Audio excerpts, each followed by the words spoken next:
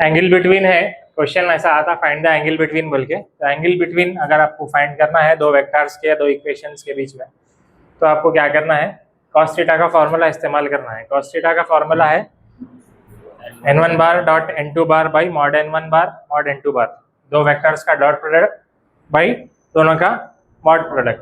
तो उसके बाद क्वेश्चन कैसा है देखो, find the angle between surfaces. एक इक्वेशन दिया यहाँ पे और एक इक्वेशन दिया, एट बोल के एक पॉइंट दिया, दोनों का अलग अलग पॉइंट भी दे सकता हूँ, इसका पॉइंट इसमें सब्स्टिट्यूट करना, इसका अलग अलग दिया तो अलग अलग सब्स्टिट्यूट करना, एक ही पॉइंट दिया तो इसमें भी वही सब्स्टिट्यूट करना है, इसमें भी वही सब्स्टिट्यूट करना है, ठीक है। तो अपने को क्या करना है, given f1 is equals to f2 is equals to बोल के मैं इसको f1 ले लिया, इसको f2 ले लिया। जब आप f1 f2 ले रहे हैं तो क्या करना है, पूरे टर्म्स एक साइड कन्वर्ट कर लेना। तो +9 इधर आ गया, -9 हो गया, और मैं इसमें क्या करा, z को वो साइड लिया, तो ये +z उधर जाके -z हो गया, समझे। तो दो इक्वेशंस को मैं f1 f2 ले लिया, पॉइंट दे दिया। उसके बाद cos थीटा का फॉर्मूला है n1 bar dot n2 bar by mod n1 n2।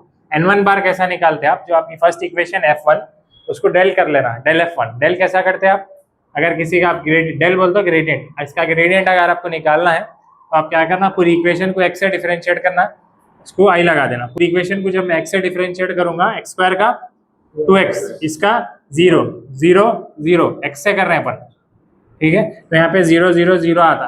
अब आप ऐसा ना को समझो कि खाली फर्स्ट टर्म कुछ कर रहे हैं बोलेंगे, पूरी इक्वेशन को करना रहता है x से।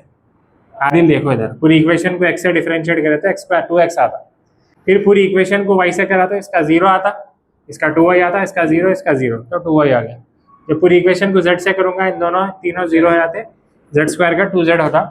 अब तीनों के आंसर को i j के लगा देना, तो i j के लगा के लिख दिया। उसके बाद उसमें पॉइंट सब्स्टिट्यूट कर देना, x की जगह, y की जगह, z की जगह, पॉइंट सब्स्टिट्यूट कर दिया, मल्टीप्लाई कर लिया, 2 2 जा 2 1 जा 2 2 जा, मेरे को डेल f1 आ गया, which is nothing but n1 बार।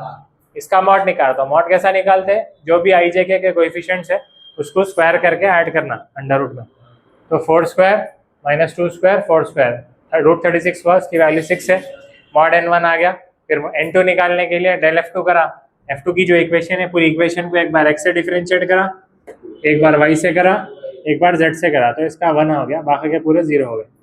इसको i j के लगा के लिख दिया, i j के, फिर उसमें पॉइंट सब्स्टिट्यूट कर दिया, x y z की जगह 2 -1 2 2 -1 2 सब्स्टिट्यूट कर दिया, z नहीं था बल्कि नहीं करा कहीं भी सब्स्टिट्यूट, इसको मल्टीप्लाई कर लिया, ये आया डेल f2 आया, del f2 is nothing but n2 bar, उसका मॉड निकाले तो √21 आया। तो ये n1 बार n2 बार, ये दोनों न्यूमरेटर में सब्स्टिट्यूट करना है, n1 मॉड n1 बार मॉड n2 बार दोनों डिनोमिनेटर में सब्स्टिट्यूट करना है। cos थीटा के फॉर्मूले में सब्स्टिट्यूट कर दिया, कहाँ है n1, यहाँ है, ये n1 बार है और ये n2 बार है, दोनों वेक्टर से, दोनों के बीच में है डॉट प्रोडक्ट, डॉट।